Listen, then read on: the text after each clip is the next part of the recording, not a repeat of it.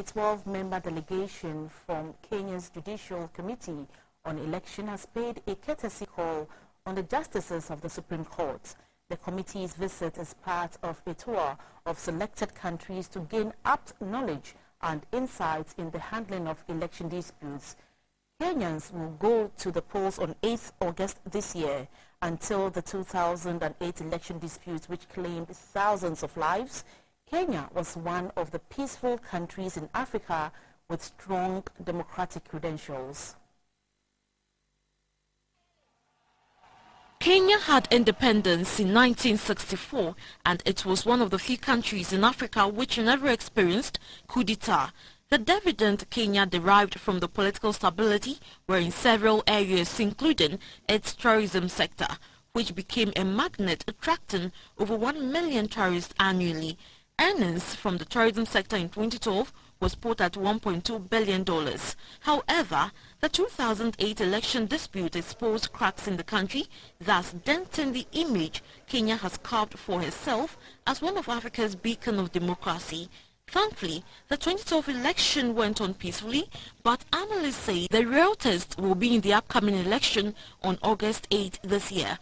And to avoid repetition of the election violence, a 12-member of Kenya's Judicial Election Committee are in Ghana to exchange ideas about election dispute. They first called on the outgoing Chief Justice, Mrs. Justice Georgina Thodora Wood, in her office. Afterward, they had an interactive session with some justices of Ghana's Supreme Court.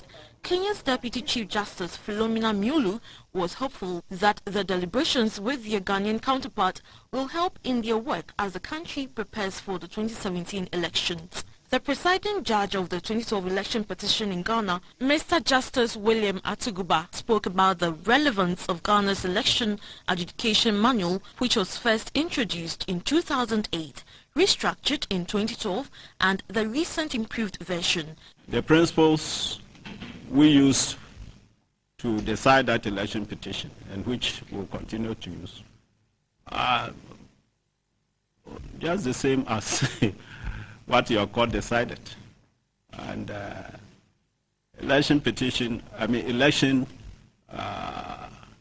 dispute rules, I think, are broadly similar in the common law world, at least.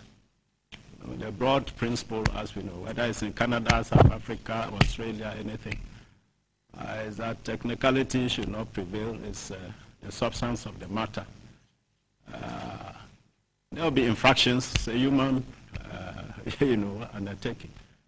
And unless the infraction is fundamental and constitutionally incurable, the essence of the matter is the franchise of the people, the right of the people. It's a sovereign right. The people are the source of sovereignty in the state, and it is through the ballot that they exercise and practicalize their sovereignty in the state. The delegation from the Judicial Committee on Elections in Kenya would be meeting the Political Parties Liaison Committee, the Electoral Commission, and civil society organizations and election observers.